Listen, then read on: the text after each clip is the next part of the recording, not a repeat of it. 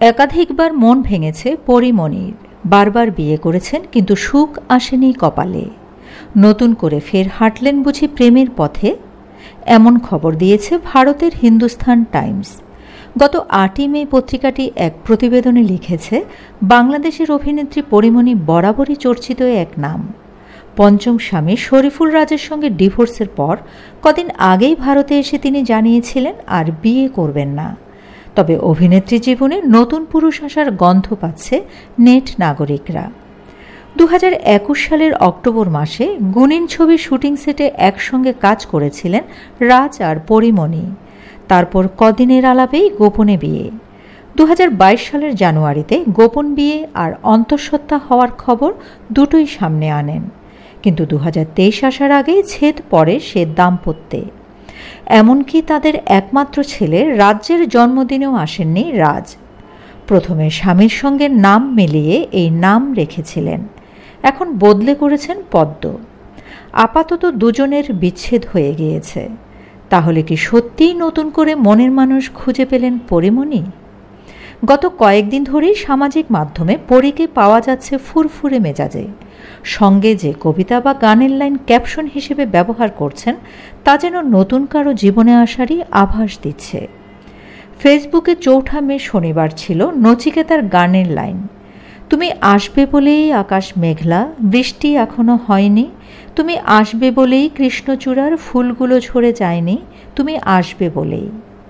২০২৩ সালের মে মাসে প্রকাশ্যে এসে শরীফুল রাজের সঙ্গে আলাদা থাকার খবর দিয়েছিল পরিমণি। সেই সময় তাকে বলতে শোনা গিয়েছিল, রাজের সঙ্গে এখন শারীরিক মানসিক কোনো অ্যাটাচমেন্টই নাই। আমি যখন হাসপাতালে তখনই বাসায় রাজ তার জিনিসপত্র গুছিয়ে রেখেছিল। আগেই প্রস্তুত ছিল বাসা থেকে বেরিয়ে যাবে, সম্পর্ক রাখবে না। এভাবে তো আর সংসার সম্পর্ক টিকিয়ে রাখা সম্ভব নয়। এটা ছিল পরিমণির পঞ্চম বিয়ে। এর আগেও বারবার মন ভেঙেছে তার। এর একদিন পর ৯ই মে ভারতের আনন্দবাজার অনলাইনে চিত্রনায়িকা পরিমণি লিখেছেন, আমার মেয়ে এলো ঘরে, আমার মেয়ে সাফিরা সুলতানা প্রিয়ম। এই নামেই বিশ্ব চিনবে ওকে। ছেলের পরে মেয়ে, কি যে আনন্দ। পৃথিবীতে আসার ৬ দিন হলো ওর। আমার ঘরে ছেলের পাশে আলো হয়ে আছে। আমি ওকে দত্তক নিয়েছি। নিয়ম মেনে সই করার সময় মনে হলো আল্লাহ আবার আমার জন্য কিছু করলেন।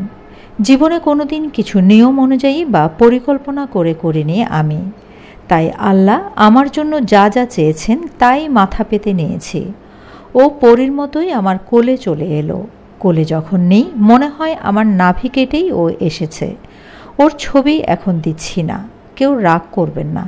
মা তো আর কিছুদিন যাক। ছেলে আসার পর থেকে বাড়ি ও বাহিরের সব দায়িত্ব নিজে সামলাচ্ছি। কি করে যে পারি, ছবির কাজ একটানা করতে পারছি না। কিন্তু আমাকে তো এবার আরও কাজ করতে হবে ছেলে আর মেয়ের জন্য। খুব শিগগির প্রীতিলতার কাজ শেষ করতে হবে। ওটা আগে করতে চাই, সেই জন্য আগের চেহারায় ফিরতে হবে। আপাতত রঙ্গিলা কিতাবের কাজ করছি। এটা হইচইয়ের জন্য আমার প্রথম কাজ। এখন আরও বেশি করে কাজে মন দেব।